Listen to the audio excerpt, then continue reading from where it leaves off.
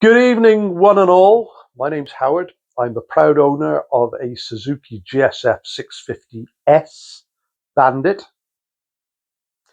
year 2007, but more of a 2006. I think it must have been old stock when it was sold, because I think the 2007 model was actually a water-cooled one, but this is an air and oil-cooled one.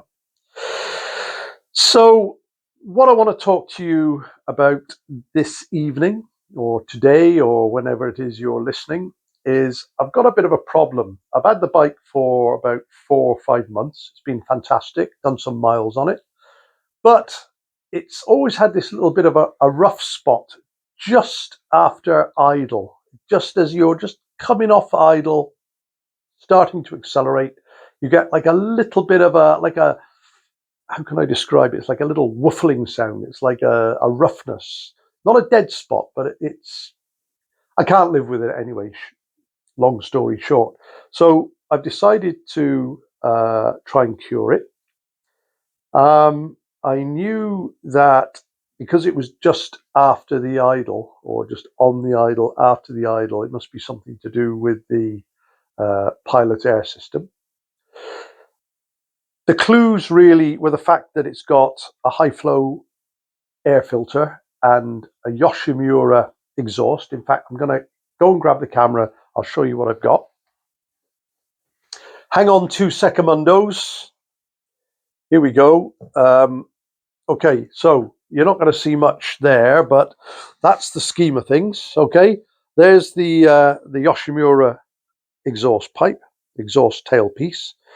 So that's pretty much a straight through with a bit of a baffle in it, but not a baffle that blocks.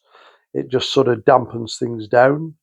The rest of the bike is absolutely superb. She's done 16,000 miles. It's in, all right, it's been well used, but it's not, I don't think it's been abused. You know, it's not been loved, put it that way. And I've done quite a few jobs to it. I've done the paintwork on the engine, which is something that I'm going to be talking to you about in a later video. I've changed the gearing and I've done all sorts of little jobs anyway, and she's well loved, put it that way. So here we are. I shall put you back just there and step into my position. So anyway, figured it all out. Because it's got the high flow air filter and it's got the Yoshimura exhaust, basically a lot of the back pressure is gone. So it's needing a little bit more fuel through the system. So I've jetted the carbs up by a couple of sizes, which, looking at the interwebs and different sources, I've figured out that what should be, or what is now, a 205 jet will be going up to a 208. And the inner jets, in other words, 2 and 3, which are normally a 202, if I'm correct, are going up to 2005. So I take the jets from the outside, put them in the inside, and then go and buy 2008. But the most important thing is that I've gone from a number 35 pilot jet to a number 38 pilot jet. And I believe that all those little tweaks and fiddles and jiggery pokery will give me basically a lovely smooth throttle response right from idle, right up to, how many thousands of revs do these things do? 12,000 RPMs. How about that? I've got to admit, in the background, you'll see a Harley Davidson, which cruises around at about, I don't know, about 2,500 revs. So you can imagine that 5,000 RPM is absolute pain to my ears. But hey, that's all a side issue. Okay. So I've taken the carbs off and I've got them on the bench. And what I want to do today is just to try and resolve an issue that a lot of people seem to have a few problems with, and that's setting up your float heights. And carburation can be a little bit of a what can I say? It's like a black art. You approximately know what happens and what goes on. You know that it starts with a pilot jet, and then it goes on to a little cutaway on the slide, and then it goes onto your needle, and then onto your main jet and all the rest. But there's a lot of, what can I say, sort of almost witchcraft in between. I don't understand it, but I'm the same as you. I'm a useful idiot, but I'm prepared to have a go. Anyway, so one thing I've learned is that the float height issue can be a little bit of a problem. And people get, including myself as well, I'm not going to exclude myself from that, into a little bit of a knot with it. But I think I've got it sorted. So I'm going to swap cameras now, and we're going to take a look at what me and Mr. Suzuki say is the way to do things, but with a caveat. So, okay, here we are. We have the carburetors off my GSF 650, my wonderful GSF 650S. And you can see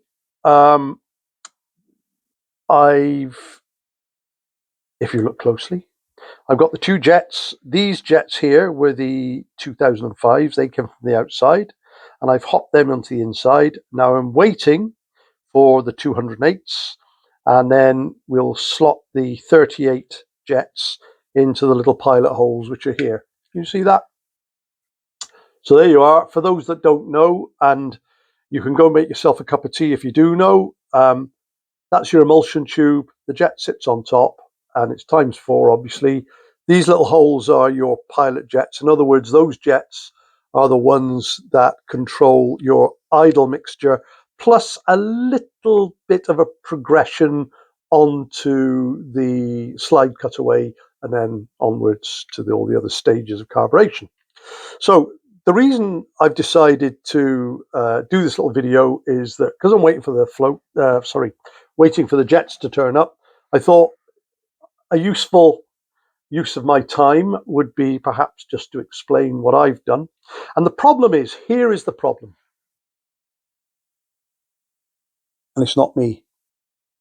That's the problem. Now, if you look at the Suzuki manual, which I'll show you in a second, it says to adjust the carbs, you put the carbs upside down and you measure the height between here and there. So it's there and there. And that should measure 17 millimeters. Okay. So, well, just to prove that, I've got my little book of words here on my tablet. And you can see, I'm hoping you can see, there we are, float height. To check the float height, turn the carburetor upside down.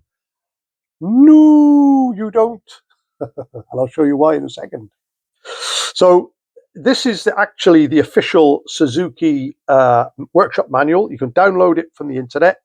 The Haynes manual is great, but I think the Suzuki one probably goes into more detail, and the pictures are clear and everything. But what disappoints me is that Suzuki are actually telling you to turn the carbs upside down.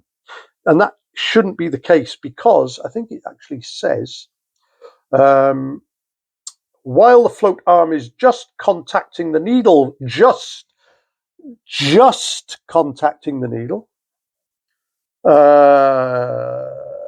using the vernier calipers, bend the tongue, blah, blah, blah. So anyway, what I'm trying to say is you don't do it the way that Suzuki says you should do it. And I'll tell you why, and I'll show you why. Because if you look at this, watch this now, watch. See how that float rises? This is, see, you see that there? That's too loose, that's not touching. But it's just touching that tang on the tang here, this bit just here. See the metal bit? That's attached to the valve, float valve, and underneath that there's a little plunger, and that's what gives you the see that, the springiness, the doing. See, doing, doing, doing, doing, doing. And when you turn the carburetors at a certain angle, you'll see they still contact. You don't want them like this so they're floating around. You want them so they're like that. See? But if I turn that carburetor like that and put it on its end, it partially depresses the spring, and that's where people get into a knot. So what we need to do is, when we're adjusting these float heights, you don't want it like that. Well, no, you do want it like that. You don't want it like this, flapping about, but you want it so it's just contacting it. And then when you have it at that angle, that's your distance, 17 millimeters. So what we do is, when we're actually doing it, we don't put it like that, like Suzuki suggests. You don't put it like that because it's floating around. You put it like that. And then you keep touching it so it's about that angle. And then you get yourself, I don't know, I suppose a rag or something such like. And this is the tricky bit, is trying to get it to balance. Oh, we're still good. There we are. Okay. So you can see, in fact, you can't see. I'm hoping you could. There, now you can see. Okay. So we're on there like that. Wait for it just to, so it's not going to hop off the thing. See that? Doing, doing, doing. And then you set your vernier caliper, your vernier caliper, to 17 millimeters, which in this case is, I'm going to set it 1699. You won't get closer than that, will you? And you can see that there. And with the little doofer on the bottom, you just go like that, and you say, because these carburetors have not been interfered with, they are absolutely spot on. So you can see. So that's it. So really the whole point of this video, and I know I've been around the houses and wasted your time and basically made a complete ass of myself. That's the thing. So you do not measure them when they're on their tops. You don't measure them when they're on their side, because you get like a floppiness. You just wait for them. See, you see that there? It just, there. That's where you measure your float height.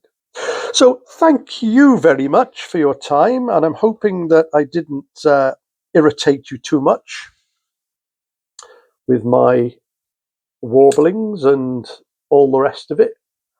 And I trust that at some point you'll come back and perhaps watch other little, I'm not going to call it wisdom, little tippets, little tips and hints and tricks.